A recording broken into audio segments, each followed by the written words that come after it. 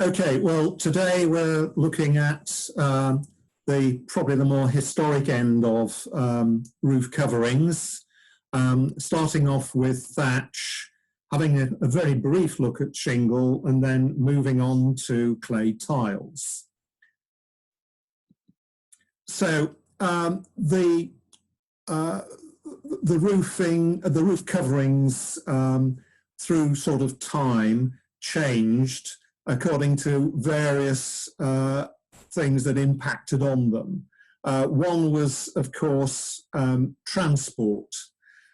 When you were relying on sort of a horse and cart on an unmade road, materials didn't move very far, and so they were very, very local sort of vernacular materials. And the closer the better. So you can see in this shot here, you've got a thatch cottage in the background, and there's a reed bed in the foreground, so you can't get much more local to that. As time went on, transport improved with canals and river transport, and you were able to move materials greater distances more quickly and cheaply. And really the big change came in the middle of the 19th century with the coming of the railways, when bulky items could be moved very quickly, very cheaply to all parts of the country. So that's when really your building materials ceased to have a very distinctive local appearance. Just looking above at the town there, you can see you've got a great range of roofing materials. Several of these buildings have got tile on them, on the roofs, but you can see the way that the light reflects and the colours of them shows the different types, from handmade clays to machine-made clays with a slight sort of much more compact, shiny surface to them. Slate, two different colours of slate reflecting different sources from the 18th and the 19th century. And then in the background, you've got the lead roofs. The other thing that changed was technology, from hand making on a bench, again, sort of very local activity, to machine making to start with, hands powered.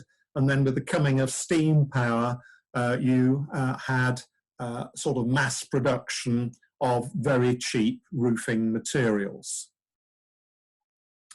Well, thatch is probably the most historic of all roofing materials, but also has the shortest life.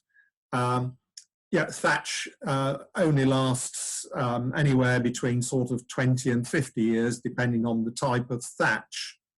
But as I say, it's got very historic origins. We do know from sort of the archaeological context that in the prehistoric period, thatch was used on the prehistoric buildings, and right through into the Iron Age, you have sort of a very traditional thatch. And basically it was any vegetation which was long strand that you could use to actually shed water from a roof. So it could be a whole variety of materials. It didn't have to be specifically straw or reed. Well, the thatching tradition was carried out by basically agricultural persons, and any sort of labourer was able to do a little bit of thatching. They had to sort of thatch the hay ricks after the harvest, etc. So it was a very sort of local craft tradition. And it's only really in the 20th century we get the emergence of the master thatcher, with think of a price and triple it. Prior to that, the local agricultural labourers could thatch their own cottages. Well, cereal thatch, then, we'll start to look at first. And the materials, well, straw is the first sort of obvious one. And this was the best sorts were sort of the thick-stemmed winter wheat or rye. You needed a good sort of robust material. You couldn't really use the softer stemmed barley and oats, so they weren't used historically in the past. In the medieval period, you'll find that thatch is quite often referred to as stubble thatch, and this reflected the way that the harvest in the medieval period, they tended to harvest the ears of the corn to get the grain, leaving a tall stem standing, which could then be harvested for thatching. Well, the sort of most traditional thatch in sort of central southern England was long straw thatch. And this is basically straw, particularly in the 18th and 19th centuries, that had been harvested, stood in stooks in the field, and then threshed in the earlier periods using a flail to beat out the grain out of the heads, and later by threshing machine. That threshing process damaged the stems of the straw, and also you finished up with both the butt end and the sort of head end of the straw sort of mixed. So the first thing you had to do was draw it out so that it was all straight, and to do that you tended to dampen it down a little to sort of ease that drawing process, and you got rid of the various weeds and other material out of it, and created bundles of the material, which you then laid on the same plane as the slope of the roof. And you started at the bottom and you gradually worked up the roof, overlapping the bundles. So it was rather like tiling a roof. And here you can see on this traditional long straw, you can see the layers of bundles laid overlapping. And they were fixed on the roof using hazel spars and liggers, that sort of rods to hold in position, sort of anchoring underneath, so that you always got sort of a weather cover of thatch on top. Well, the sort of traditional thatch was much more like the example here on the right, which is in the sort of backwoods of Ireland, where I think it's still the agricultural labourers that tend to do the thatch. And you can see it's literally laid on the roof with very little finesse around the edges. They didn't bother to trim the sort of eaves. And the essential thing is the ridge capping to stop water getting into the top of the thatch. And again, that was bundles laid on and then fastened down with liggers and spars. So that's, more of the traditional 18th and 19th century thatch that we would have been familiar with in our area. Today, of course, with the master thatchers, they really do show off their art with fancy ridges, and also the lacing here at the eaves is quite important. It stops the straw slipping at this point, holds it sort of well down, but that sort of securing is only as good as the length of life of the spars and the liggers.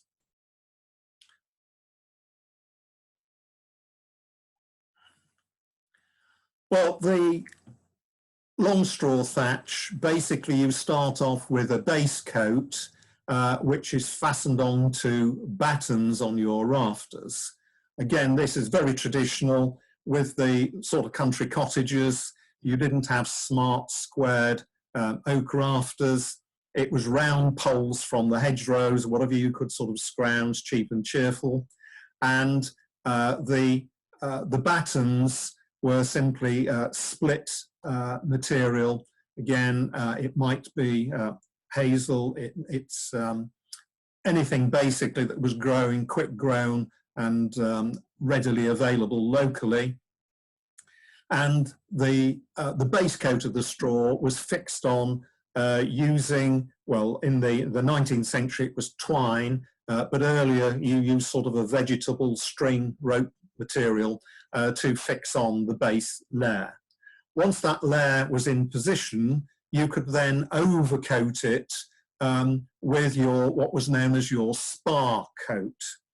And this was fixed on with spars. These are, again, split hazel rods, which have been quartered, and while they're green, so quite supple, they're twisted to form something that looks like a staple, a large staple. And these are used to push through the base coat to attach the top coat of the straw. And so you got quite a sort of a shaggy appearance to the surface of the thatch. As I say, you tidied it up at the eaves to hold it firmly, and also at the ridge. And to sort of really tidy it back, you use this bit of equipment here, this ligger, which was basically like a club with nails in it, and that was used as a rough comb to pull out the ears from the wheat, because if you'd left sort of grain on the surface, this was an invitation for all the local birds to come along and have lunch, and they tended to rip your thatch apart. And so it was quite important to sort of clean the surface of the thatch. Because from the 19th century onwards, to foil the birds and other vermin, you netted the whole thatch with a wire netting, and this has continued right through to today. On this bottom photograph, you can see the spar coat here on top of an earlier coat of thatch. As the thatch deteriorates on the surface, after about 20 odd years with the long straw thatch, you clean the surface down, removing sort of moss and other growth, and any gullies that have occurred due to sort of heavy sort of water runoff, you pack with a little bit of new straw, and then you lay over the top a new spar coat. And this can continue 4 or 5 times until you've got quite a thick thatch over 100 or a couple of 100 years. If it gets too thick, particularly at the eaves and the ridge, you have problems of attachment. And so after probably 100 years, they'd strip back, but they wouldn't go right back to the base coat. So on some historic buildings, you've still got the medieval base coat of thatch surviving. And so here we've got traditional long straw thatch with its very typical way of firmly attaching it at the eaves and along the ridge line. Now the ridge only lasts for about 10 years. It's taking the brunt of the weather. It then needs replacing. So thatched roofs tend to be re-ridged on a 10-year cycle. Well, as I mentioned, the undercoat of thatch tended to stay in position, and occasionally you come across undercoats of thatch that have been there since the medieval period. So this little cottage here, which just looks like a straightforward sort of 2 up, 2 down cottage, in fact started its life in the medieval period with this bay being an open hall. And towards the junction with the next cottage here, there was still medieval thatch surviving. You'll note that the rafters are heavily soot blackened, and also this base coat of thatch. And so this thatch has been in position when this section of the building, this bay of the building, didn't have an upper floor. It was an open hall, open right to the rafters. And so you've got this smoke blackening from the open central hearth. And this undercoat is very important historically Archaeologists love to get samples from it because you can tell sort of what was growing at the period, what strains of wheat were being grown, what weeds of cultivation, how it was harvested, and a whole sort of series of information. So it's a real time capsule. So we encourage people, if they've still got a medieval undercoat like this, a historic undercoat, to leave that in position if at all possible. Well, the undercoat can take all sorts of form, and all sorts of materials that were readily available, cheaply available, were used. And so we have heather, peeled bark. This is where that you've got sort of strands of bark being peeled off for basket making and various other processes where you're using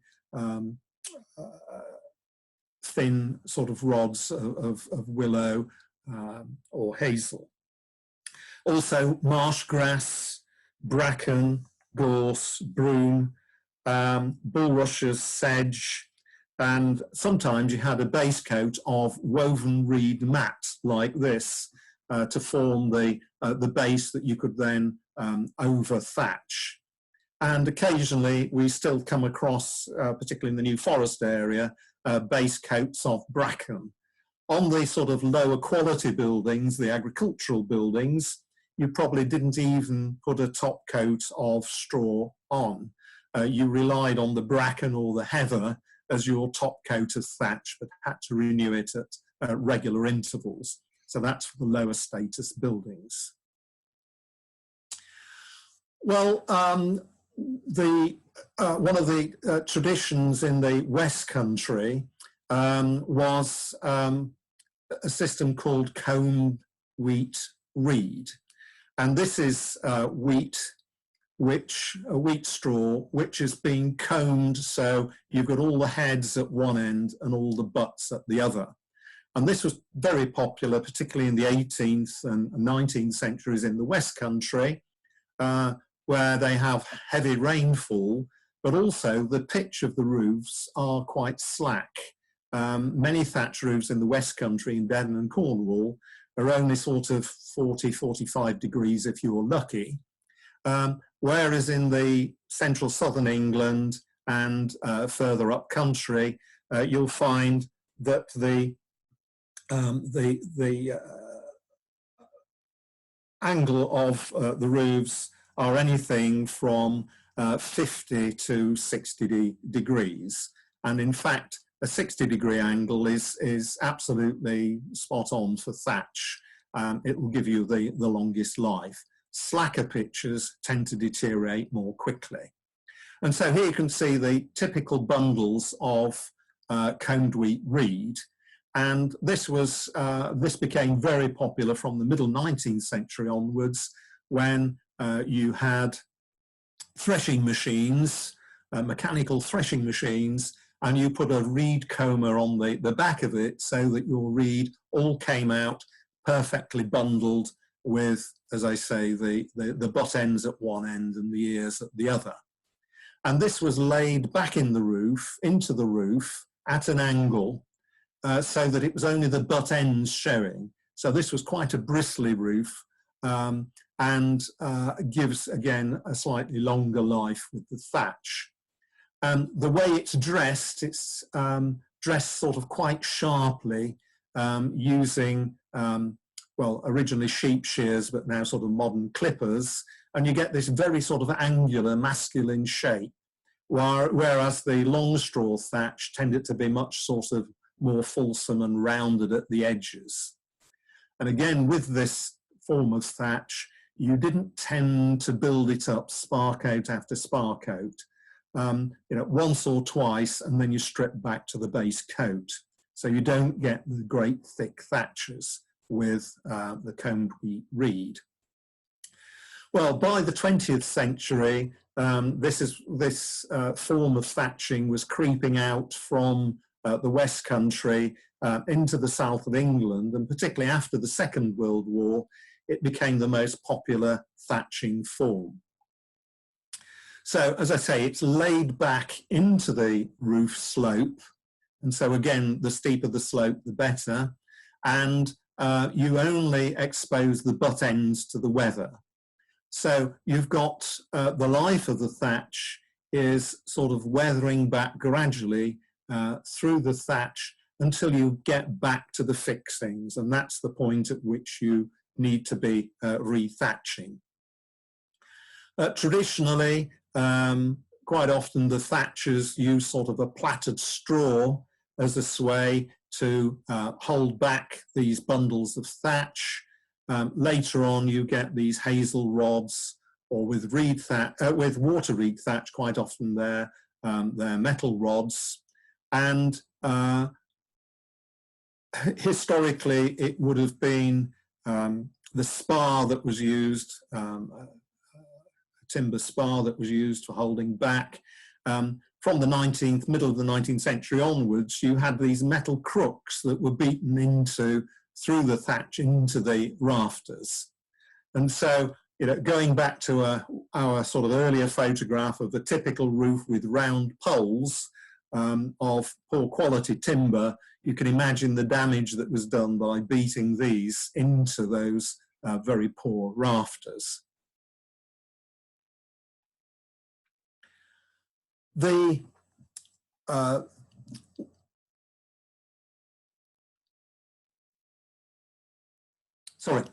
thatch here, you can see, is being beaten back by the use of a legget. You didn't trim it on the surface with sort of sheep shears because it's got this sort of bristly feel to it. You actually tamped it back with this legget to get the shape of the roof slope.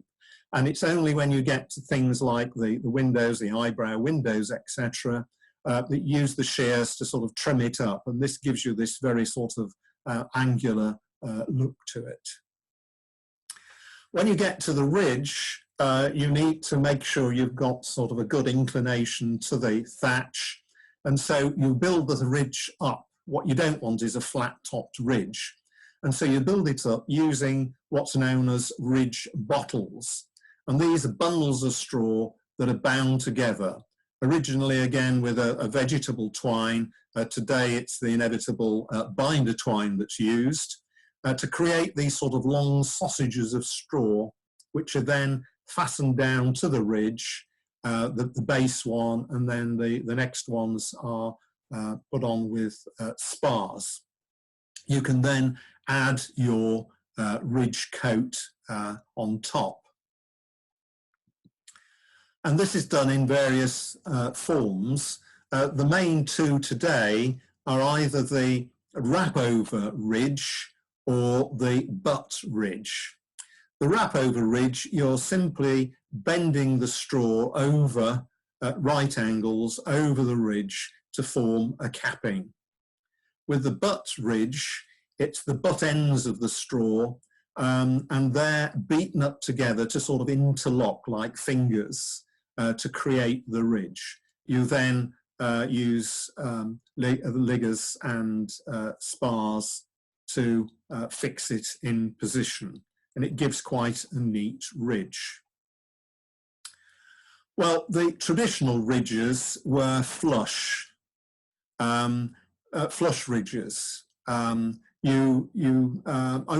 sort of in the 20th century do you get this fad of block cut ridges with this sort of decorative medallions and diamond shapes and so on. And many of the local thatchers have their own sort of particular way of finishing these block cut ridges, but they're not traditional. And in really traditional thatching, it should be a wrap over ridge. Why is this so popular? Well, when you're paying several £1000s to have your property re-ridged, you want to see that it has been done, and never mind the quality, feel the width. Here you can see the good thickness of thatch that's been put on. But in fact, technically, it doesn't matter whether it's a flush ridge or a block cut ridge, it's still got the same life, it's still got the same amount of material. It's just whether you dress it into the underlying thatch to create a flush ridge, or whether you cut it fancily like this to create decoration. The other thing that sort of mainly landed in the 20th century was this sort of fashion of adding decorative things to your thatch to make it look different to your neighbours. And so you got all sorts of exotic things, like here this peacock design. Here we've got an owl. And today you can go on the web as a thatch owner, and you can choose an animal, and it comes boxed ready for your thatcher to sort of pop on your roof. So you've got a whole range of things you can add on now as a finial. Well, we should be very concerned about keeping our traditional forms of thatch. Here we've got just a couple of bits of information, particularly about cases that have gone to appeal. People tend to want to change today away from the traditional thatchers and use either combed wheat reed or water reed as their thatch. And so it's very important that we try and keep the local traditions going, and this has been supported quite well at appeal. Particularly on the grounds of eroding the significance of the building and its historical authenticity. And so again, you can see here, we've got the inspector coming down very firmly on retaining the traditional forms of thatch, because any change would be significantly detrimental to the authenticity of the thatch. And you can't use the sort of excuse that, you know, other buildings in the neighbourhood have changed in the past. You know, it makes the unaltered ones even more rarer and even, you know, more important to sort of retain. Well, one of the problems with traditional thatch, straw thatch, cereal thatch, is the perceived shortage of materials. This is used quite often as an excuse by thatched homeowners. Oh, we can't get a decent quality straw, so we've just got to change to water reed for our thatch. But there are people out there growing thatching straw. We had a bumpy period at the end of the 20th century and the first sort of 10 years of this century, with European directives and the incentives for farmers to grow straw which is very short with a good sort of head of grain to create sort of maximum food from their crops. And in fact, at one point, you weren't allowed to sell on the seed of the traditional wheats. And so the sort of potential for growing in this country of traditional wheat did decline. It's beginning to come back up again, and we've got various sort of specialist growers, particularly in the West Country, growing crops specifically for thatching, these nice long stems.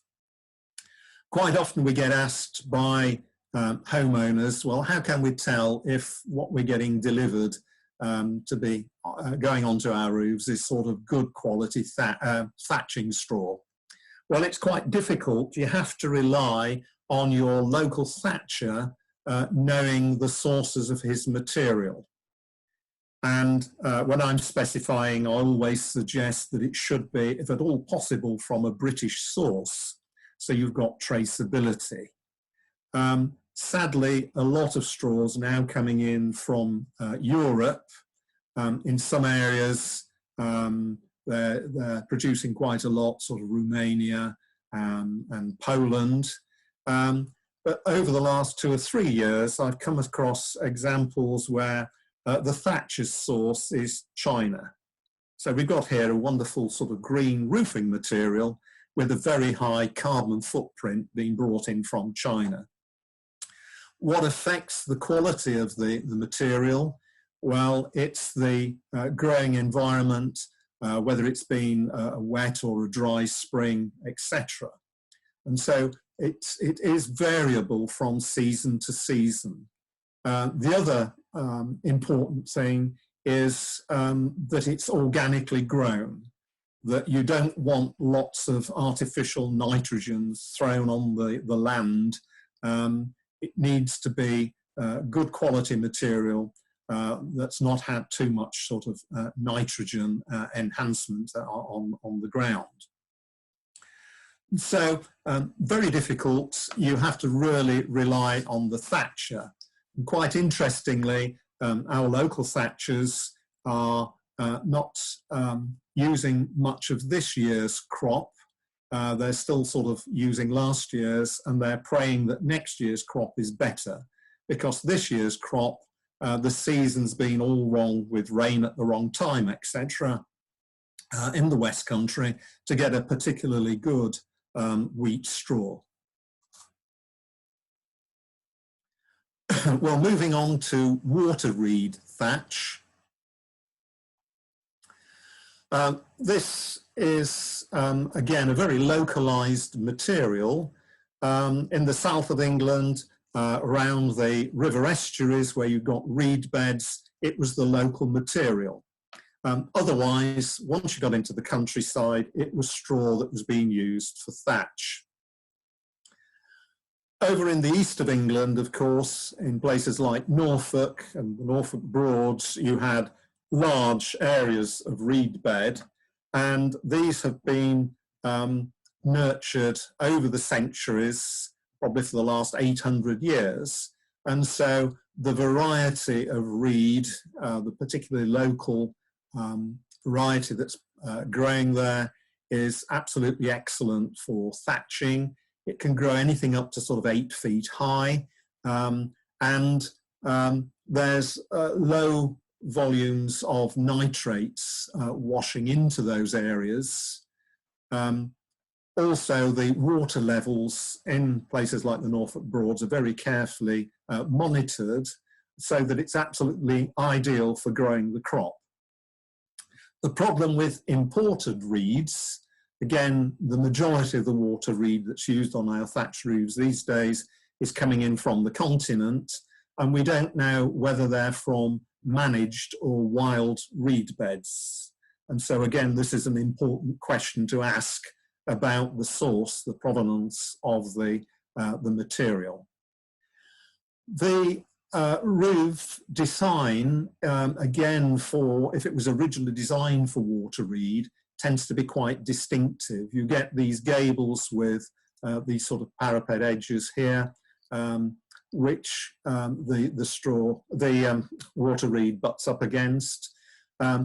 It's very, very angular, and it's very thin in profile, because water reed, once it's at the end of its life, you can't spar coat, because it's so hard material, you can't spar coat another coat on. So you strip back to the rafters each time and re-thatch. So it's a much thinner in profile altogether. And so here we've got sort of typical Norfolk reed thatch. And here, this is over in Ireland, and you can see on this outbuilding, the height of the reed is nearly the length of the pitch of the roof. You know, this is really good, local grown from managed reed beds. And as I say, it gives you this very angular feel to it, the way that it's managed on the roof. And again, it's laid back into the roof with just the butt ends being exposed. And it's dressed with a legget when it's applied. Traditionally, in the 19th century, again, you used metal sways, sort of metal rods, and these iron crooks for holding it into position. Today, we're much gentler with our historic roofs. The thatcher tends to use a modern stainless steel screw, twin thread screw, that's very sharp and finds its way into the timber, and then stainless steel wire, and this is wrapped around the bundle once the screws attached into the groundwork, and then twisted like a tourniquet to tighten it up to hold the bundles in place. So no longer are you beating in these metal crooks. Well, the water reed was used for a whole sort of range of buildings, you know, not just for sort of lowly agricultural buildings. Particularly in Norfolk, you'll find churches with thatched roofs. And certainly if we look back into the documentation, we find quite a few sort of the buildings belonging to the king and also the bishops in the medieval period had thatched roofs. It wasn't sort of a cheap and cheerful agricultural material.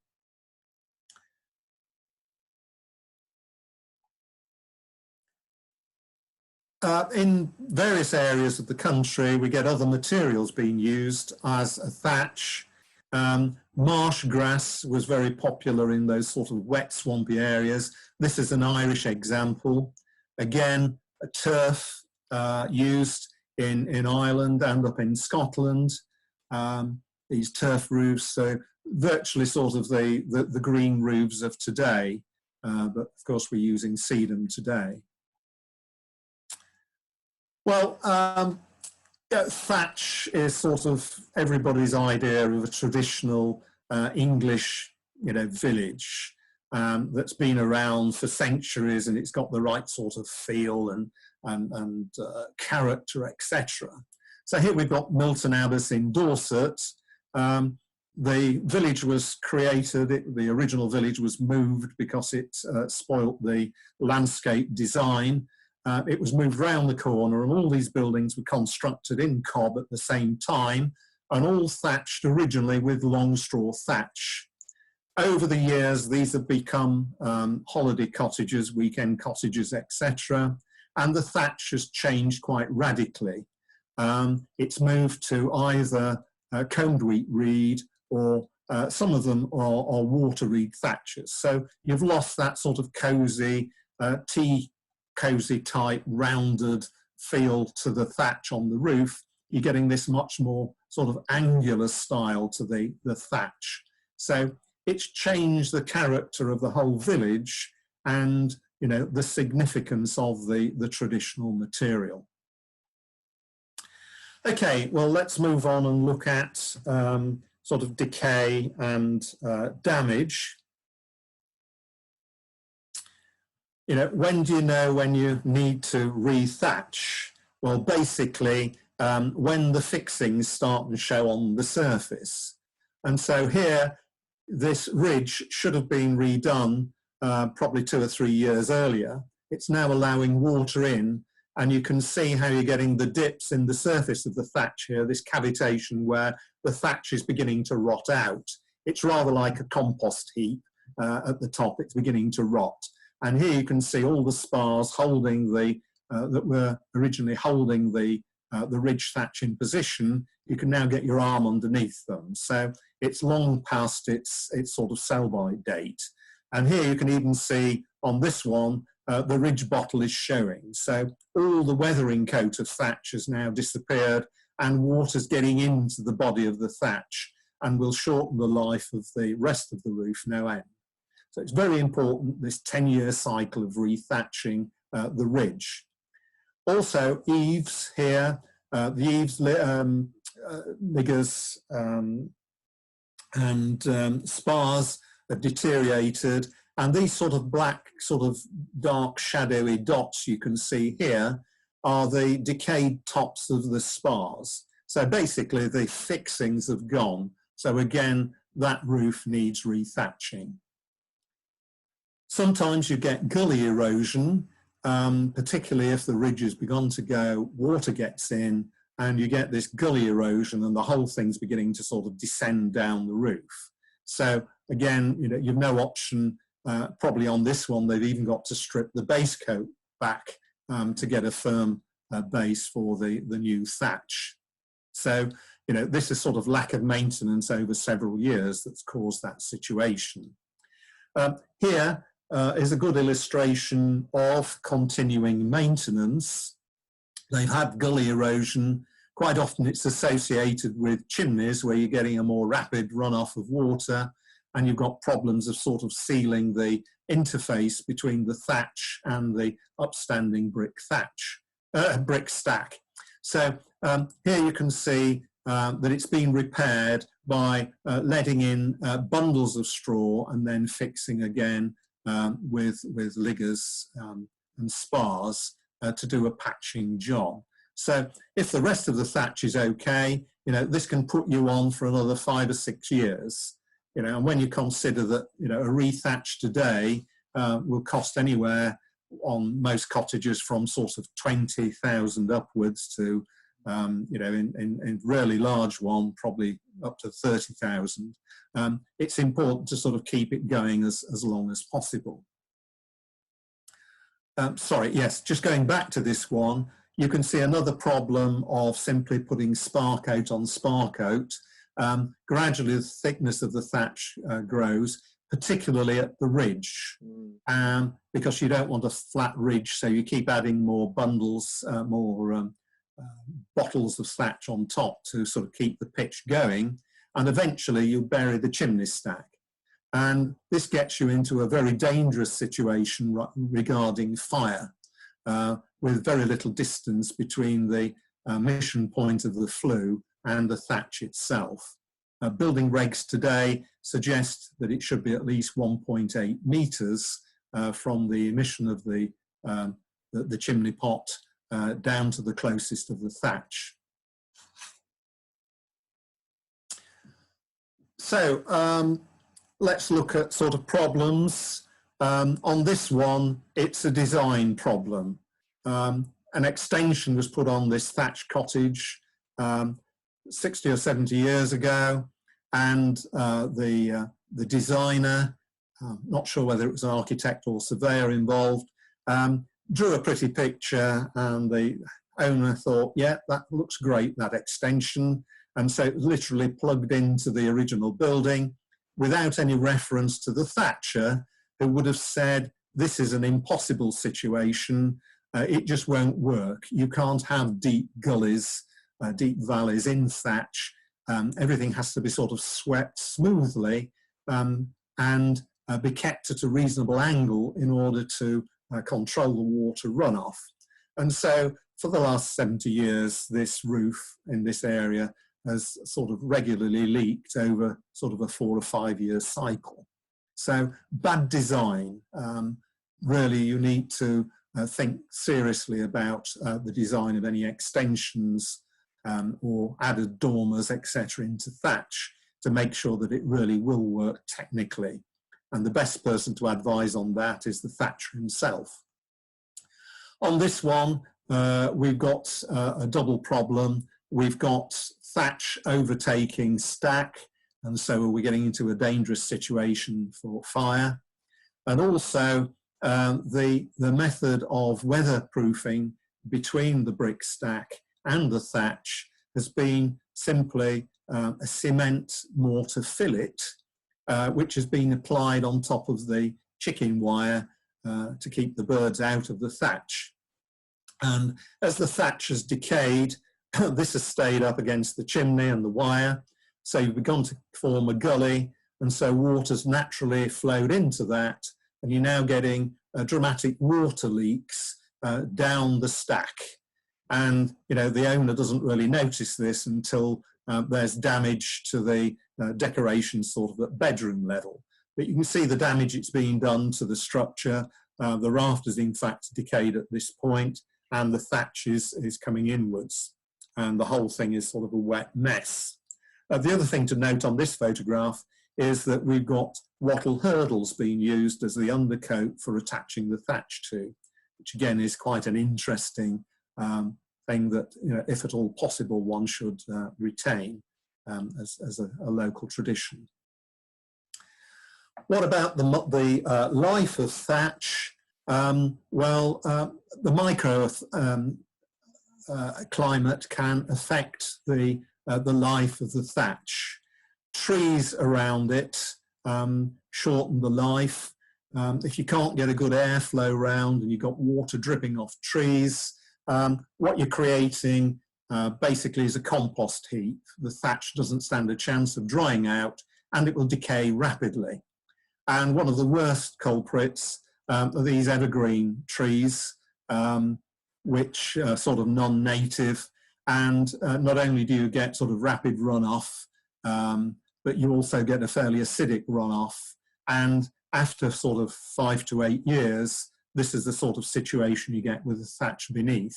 You're down, right down to the battens and rafters. So microclimate really does affect the life of the thatch. People often ask, you know, what is the life of the thatch? Well, it depends on the local environment, it depends on the skill of the thatcher, and it depends on the quality of the material that's put on. As a rule of thumb, long straws should last about 20 years to 25 years in an ideal situation. Coned wheat reed, 25 to, if you're really lucky, 30, 35 years. Water reed, you should get at least 35 years use out of it. In some areas where you've got really good quality material and the microclimate is ideal, I've seen water reed roofs last for 60 to 65 years, but that's fairly rare.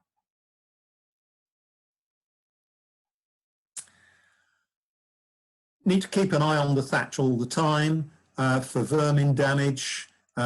Birds sort of pulling at it, and the thatcher can do quite a nice quick repair in that fashion. One of the sort of side problems with thatch is there's no gutters, so the water runs off the roof and you hope it drips clear of the base of the building. One of the more recent problems has been people laying concrete paths around their building. If you're lucky, it's sloping slightly away from the building.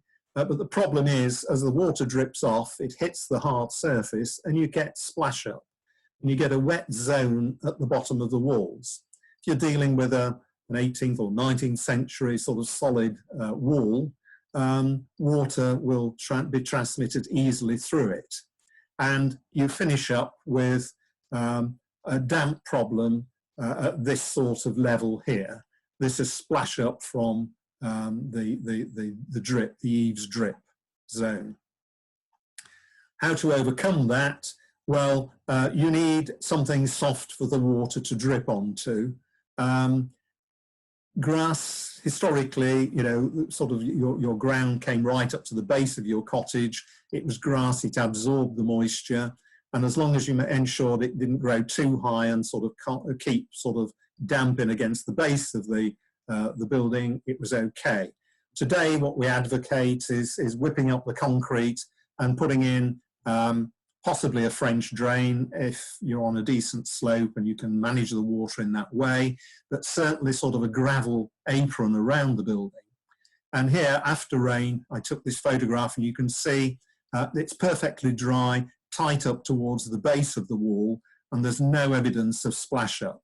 The water's all been absorbed by the peat shingle. So an ideal scenario. Okay, moving on to fire. One of the sort of major problems that people perceive with thatch.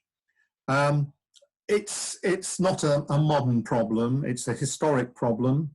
As far back as 1077 and 1087, we've got documentary references to devastating fires in the city of London, and many of our major cities and large towns in the 12th century were badly damaged or even destroyed totally by fires. This was due to the roofs being thatched.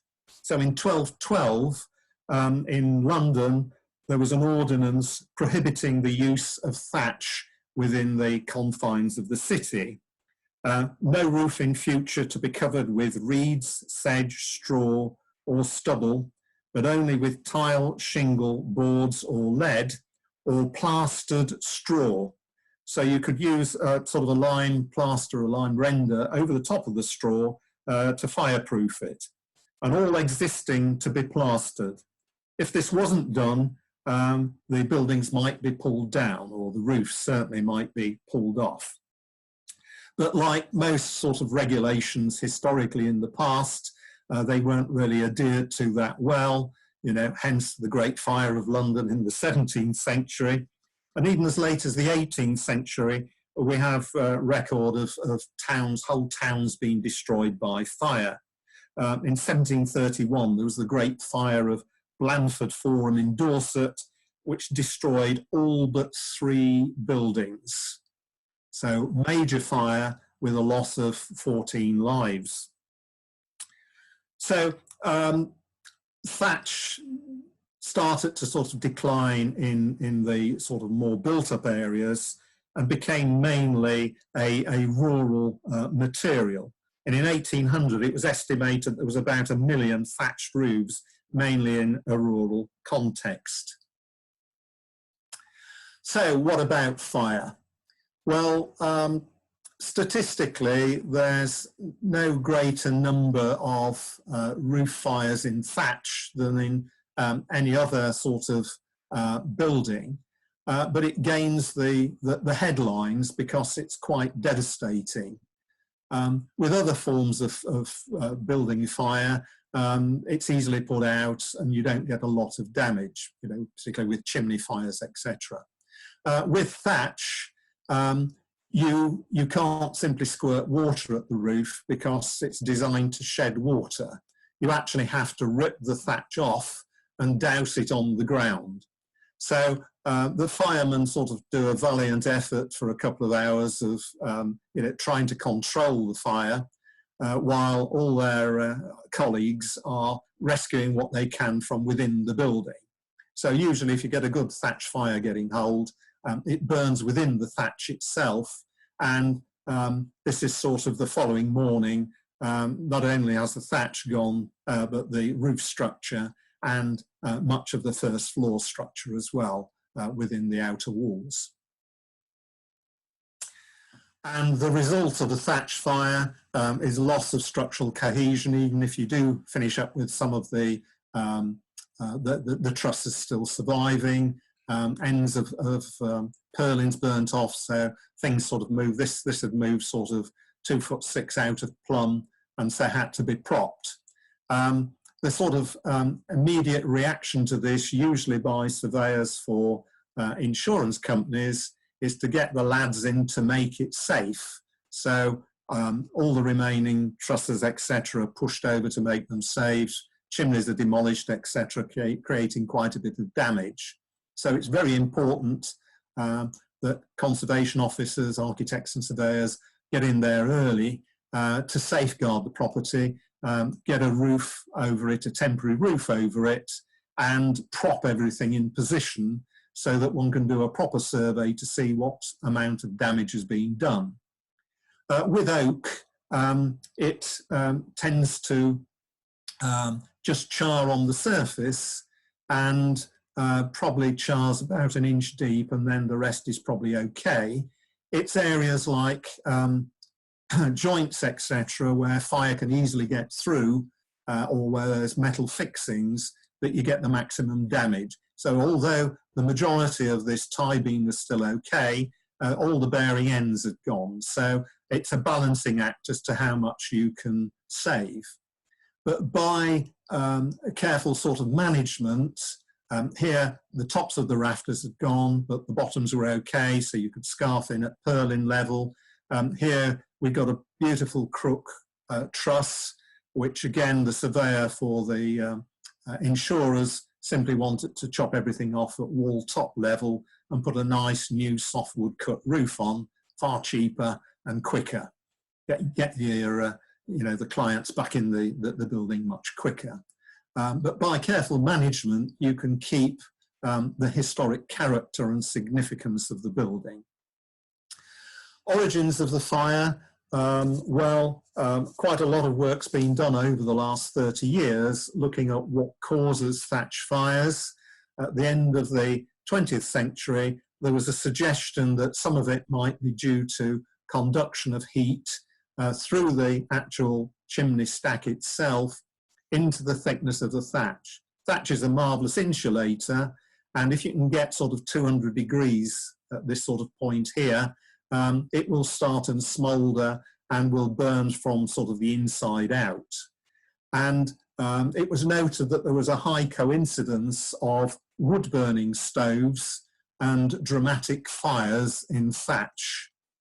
And it was suggested that because these burn at such a high temperature, that heat transference was doing the damage. And so regulations were brought in requiring insulated flues and, quite importantly, a good airflow around that flue, so that you have air coming in, free air at the bottom and also at the top of the chimney to keep everything cool. That heat transference theory has now rather been debunked by Historic England's recent research, where they've built test rigs and packed thatch around the top, straw around the top of the chimney to try and sort of emulate this heat transference theory, and they haven't succeeded. But what they did note was that on lighting and restoking these wood-burning stoves, you could get emitted red-hot brands, which came out of the top of the chimney, and if it was a decent height, they tended to cool off enough before they came in contact with the thatch. But if you got a short stack, you could very easily cause a chimney fire. And with their test rig, they were experimenting with restoking and trying to actually get hot brands going up the stack. And they had a few bundles of thatch down here, and the next thing they knew, they had a fire down at this level. So it just shows how dangerous these hot brands can be. Because the stoves burn at such a high temperature, you get a tremendous uplift of draft up the stack that will carry hot cinders upwards. So the general advice now is trying to persuade people not to fit wood-burning stoves in thatch properties. Here's some of the fire mitigation systems. Insulated flues, air gap all the way round. Here we've got aluminium sheet, 6 mil of aluminium sheet around the stack where the thatch comes in contact to dissipate the heat. It spreads the heat so you don't get a hot spot, was the theory. But the key thing is on sort of new roofs, if you've got to strip right back to the rafters, put in a barrier between the combustible thatch and the important historic structure below. And this we tend to do these days with a calcium silicate board, which will hold back a decent thatch fire for about 12 hours, so you don't get damage beneath. It's quite expensive. Originally it was developed in the Dorset area. It's known as the Dorset system of fireproofing the roof. But it does work really well under actual fire situations. So without this sort of system, if you get a thatch fire, it's fairly disastrous. And this photograph shows the way that it develops. It doesn't develop across the surface of the thatch, it's developing underneath the thatch.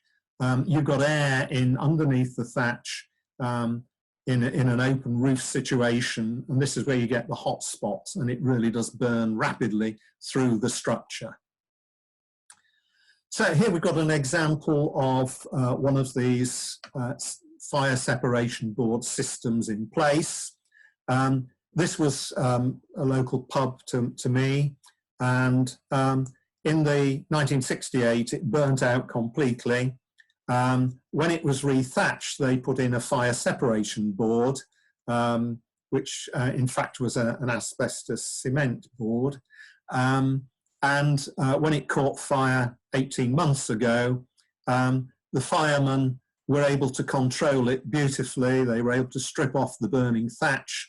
It didn't sort of combust from beneath. There wasn't a lot of air beneath. And the following day, this sign went outside the pub, only singed, we're open. And they continued to stay open throughout the rethatching process. So these systems really do work. In the Devon Somerset area, this was a demonstration by the fire service. They've developed a foam injection lance system where you can actually inject foam into the thatch to create a fire break so that the fire doesn't spread through the thatch. It took this fireman about 15 minutes to actually get the thatch to burn, even with a blow lamp, and it sort of smouldered slowly, and then they were able to sort of demonstrate this system. Okay, so much for thatch. I'll rapidly move into shingle.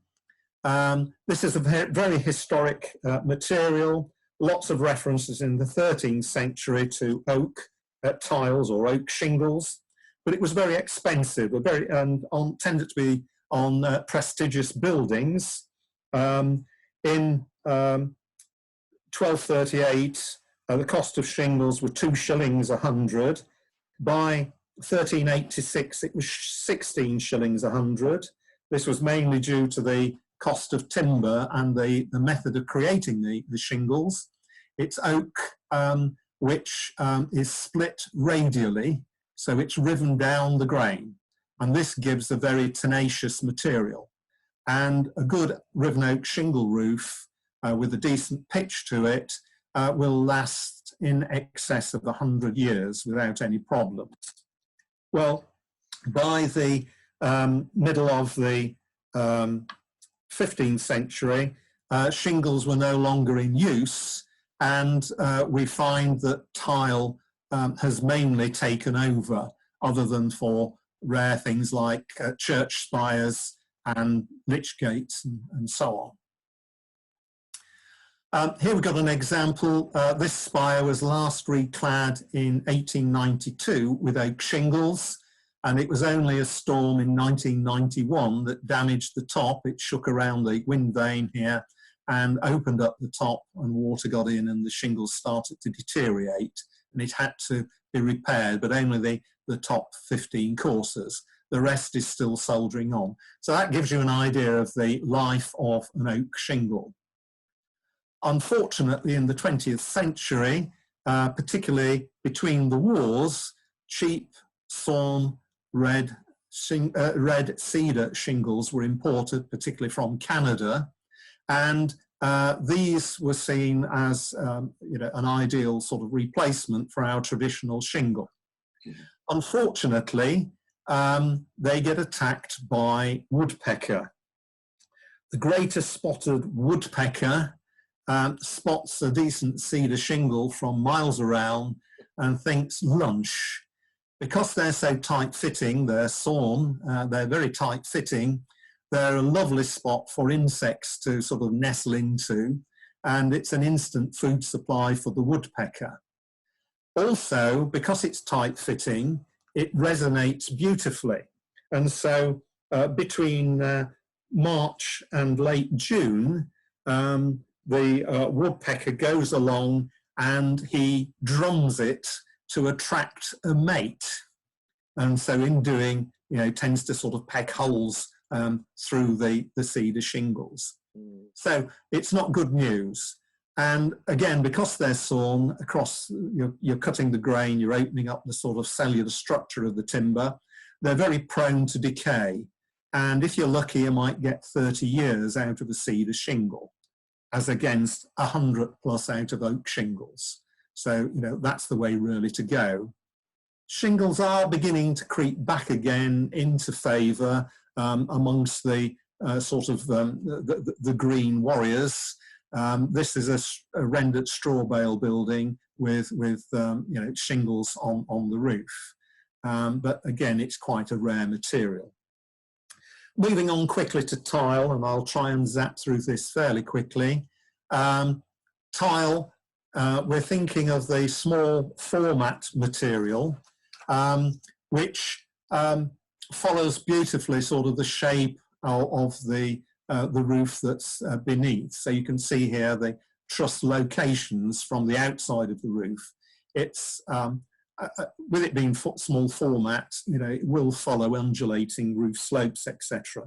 Well, tile really begins to come in the 13th century as a replacement for other materials, particularly thatch and shingle, but also in the south of England, where in the couple of centuries before, there was a lot of Devonian slate being imported, particularly through the port of Southampton.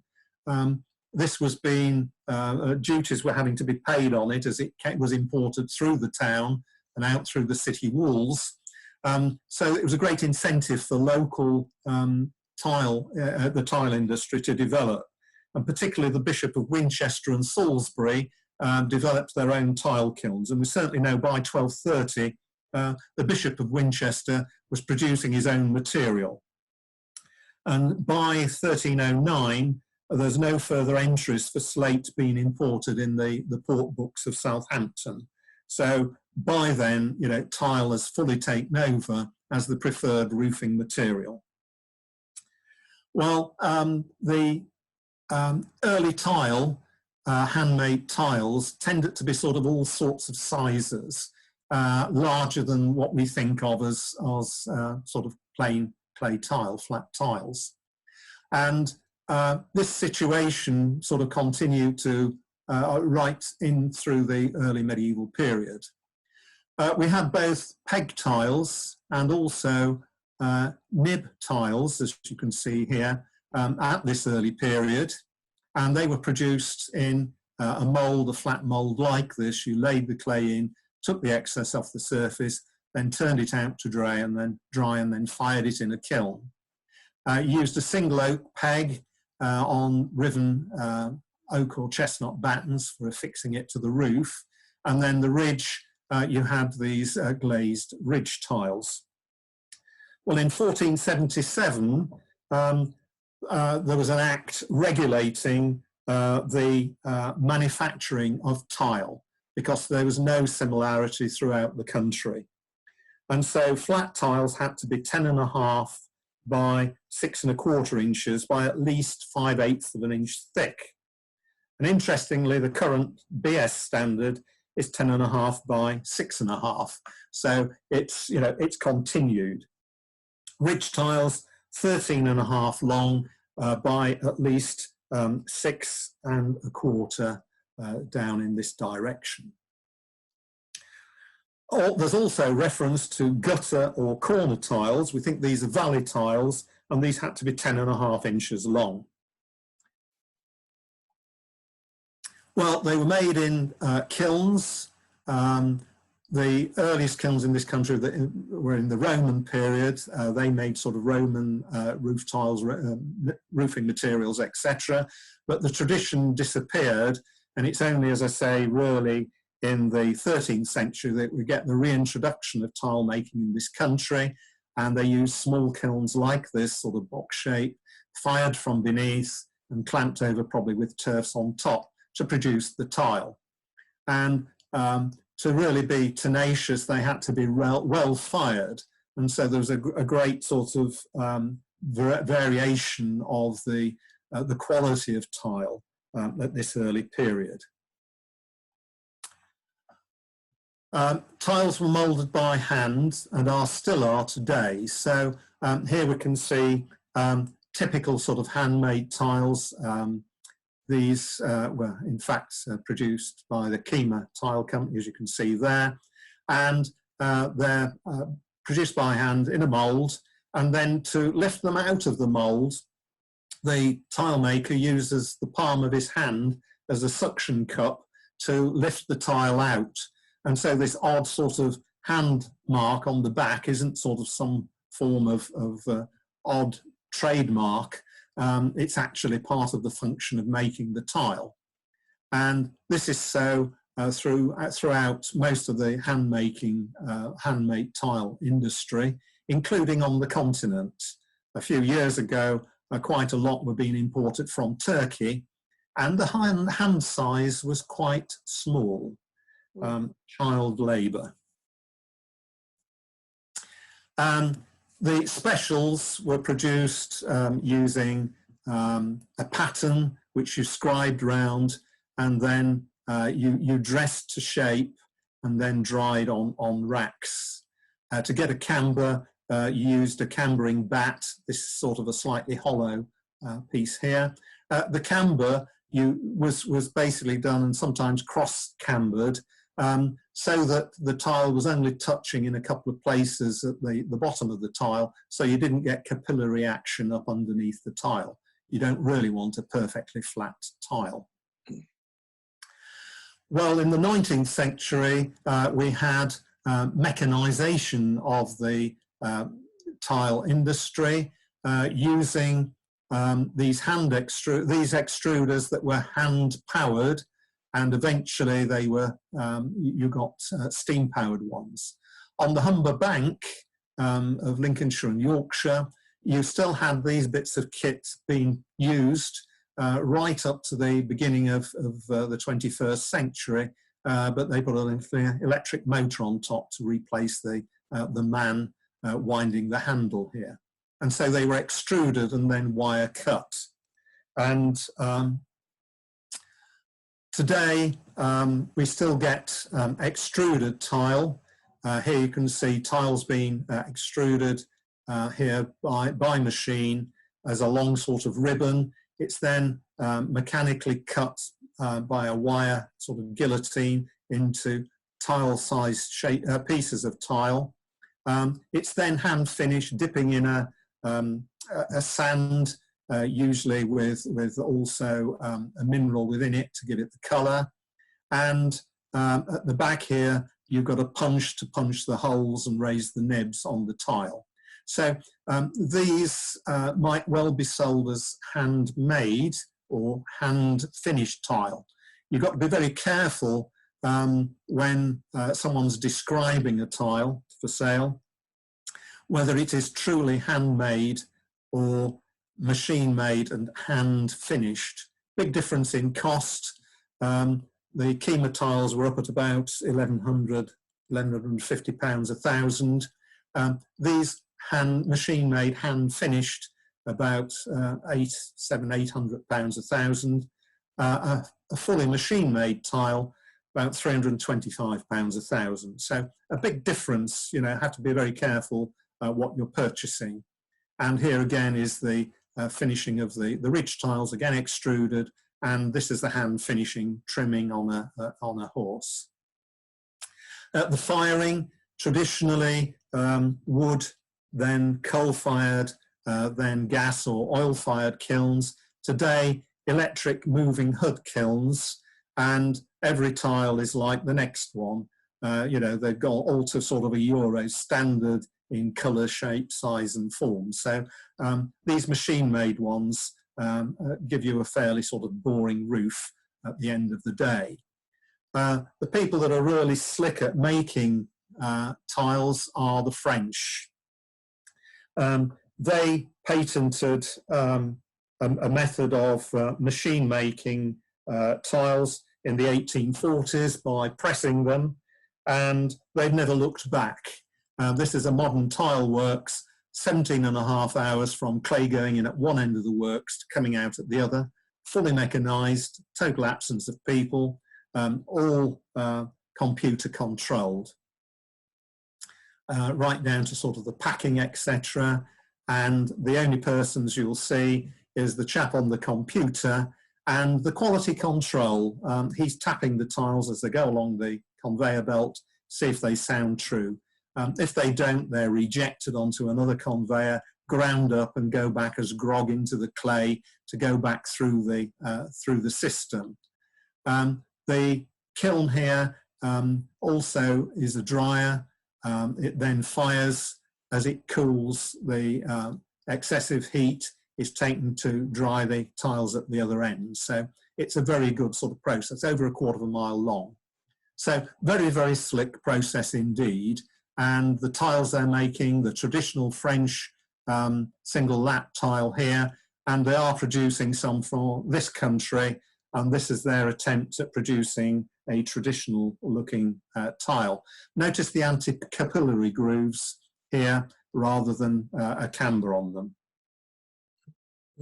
Okay, quickly on to repair. I'm keeping an eye on the time and trying to fill the time to past. Problems of repair. Well, yes, you know, it might look idyllic and charming with all this rubbish growing on the roof, but here we're onto a slow road to sort of disaster. If water gets into the roof, it can become nail sick, not just for the fixings of the tile onto the battens, but also the battens to the rafters, and the whole lot will concertina down the roof. There were various modern ways of reattaching tile. In the 1960s and 70s, you had turnerizing, which was a chap with a bucket of black sort of bitumen material. Later they added chopped fiberglass strands to it to sort of reinforce it, and that was put all over the surface of the tile to hold them in place, wrote off those tiles for future reuse. In the 1980s, 1990s, the cowboys came along with spray foam for attaching. This was a fairly slow process, so they just sprayed over the whole lot, rafters and all. Basically, they encouraged water to be held within the tile, as it's a semi-permeable material, and the whole thing rotted, you know, the battens and the rafters as well. So that tended to be outlawed. But unfortunately, the Green Deal coming along, the cowboys are back offering to spray the interior of your roof with foam, and you can probably even get a grant for it as well. So it's a real horror story to look out for. Well, one of the problems with tiles is delamination of the tile, and this can be due to frost, and also the rustings of the fixings due to condensation. And quite often this was caused by re-roofing using a felt stretched tightly across the roof and then battening, and machine-made tiles fairly flat, so you're getting capillary action up underneath as well. So today with re-roofing, if you're using felt, obviously one's tending to go towards breathable felts, and then it sags slightly between the rafters. And what we're advocating is counter battening and then battening, so you get an inch air gap up in between. If bats are in the roof, etc., you can't use the breathable felt. You have to go back to the old F1 felt. So it's even more important that one gets this air circulation underneath the tiles. When re-roofing, there's always the dilemma about matching historic tiles. Do you buy in from a salvage yard second-hand tile, not knowing whether they were removed from a historic building down the road the night before? So what we tend to advocate is the use of new handmade tiles. It keeps our industry going, and it also sort of lessens the threat of theft. And so here you can see new tiles on the inner slopes where they're not that visible, all the old tiles gone on the outer slopes. After 150 years, when it needs re-roofing again, these will have nicely weathered and could be mingled in with the historic tiles. Things like valleys, towards the end of the 19th and into the early 20th century, arts and crafts movement, back to sort of traditional roofing. We find swept valleys becoming very popular. They're quite expensive labour-wise to do because it requires a 5-tile cut to get round from one plane to the other.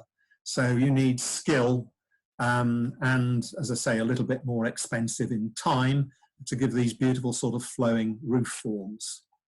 The other method was the laced valley, where the tiles were swept up to one sort of laid diagonally, usually a tile and a half in the valley. And so this merging of the tiles, again, was quite popular with the arts and crafts movement. Less popular today because most of the roofers don't understand how to do it. What's really been the main form of creating valleys over the last few hundred years been the use of valley tiles. And these have been produced originally by hand, but now from the 19th century onwards, they were being pressed in order to create these valley tiles. So a cheap way of creating your valley. Use of second-hand tiles, quite difficult. You get a matching, this is a matching second-hand tile, and this was 40 years prior to this photograph being taken. You can see the problem. They got this far, ran out of the original tiles, brought in matching second-hand, and they never quite match. And so you always get this sort of discrepancy of colour. What they should have done was well match them right at the beginning, estimate how many they needed, and so in the spec it should have said well mixed, right from the inception. If you do get to this sort of situation, you should start about here and gradually blend in the second-hand ones until you're fully sort of second-hand at this end. So you sort of merge the junction between the two. Bedding hips and ridges, again, very important. It can either make or break the look of the job.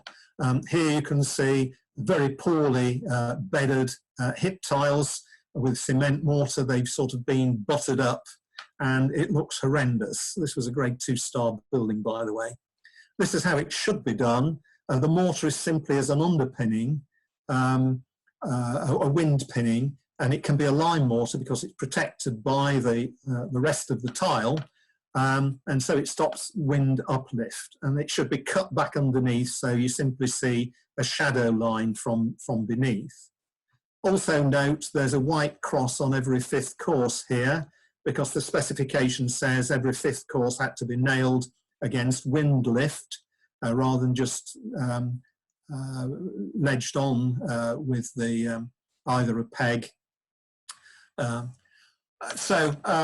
This was so that the surveyor could check that every 5th course was actually in fact nailed. Ridges, again, a roofer will simply put the ridge tile on and then go along with his bucket of mortar and sort of butter up the joint. And it looks horrendous. They should be secret bedded. The mortar should be underneath the tile, so the tile is bedded on, and you should have a clean joint between the tile and the ridge. And when we get to verges, again, a lot of tilers will use a cement mortar, which will crack and fall out fairly rapidly. You can use a lime mortar in that situation because, again, it's protected by the tile above. You don't need to use strong cement mortars. At the verge, the traditional detail was a cut tile, a half tile. Today, tile and a halves tend to be used, and this is the sort of situation you get. It looks like a row of decaying teeth where the new introduced tile and a half isn't the same colour and weathered like the original roofing material. So again, it can be quite discordant. Where you come up, you butt up against another surface. Again, one traditional way was sort of using mortar as a flaunching, but historically you always bedded a tile on top to protect it. Better solution today is using soakers and basically a stepped flashing in that sort of situation. Same again here, rather than mortar flaunching, a lead solution is much longer, got a much longer life. Again, needs to be well detailed. Here, yes, we've got a step LED flashing, but it's about 3 times as long as it should be, so it's going to crack up once the hot sun gets on it. So again, detailing is crucial.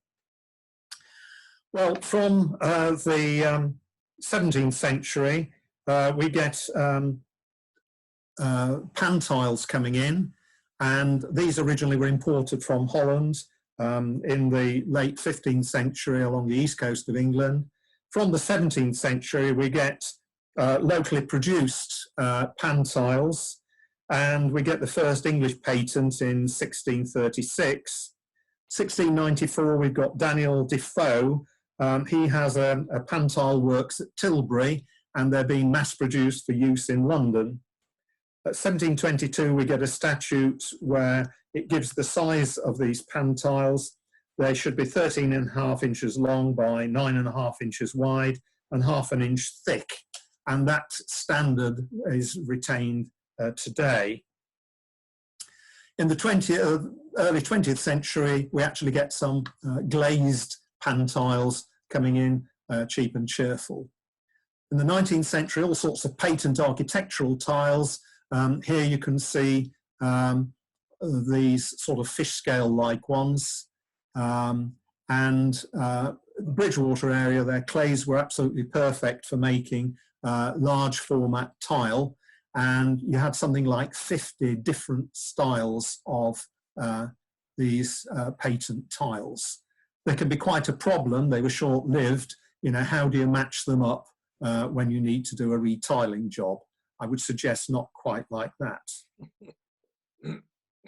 Tile hanging, again, made popular in the 19th century. 1846, you got Loudon's book, an encyclopedia of cottage, farm and villa architecture, and this made these decorative tiles very popular. They were handmade and quite expensive. By the end of the 19th century, again, we were getting them machine pressed, so cheap and cheerful for tile hanging, and also decorative banded courses.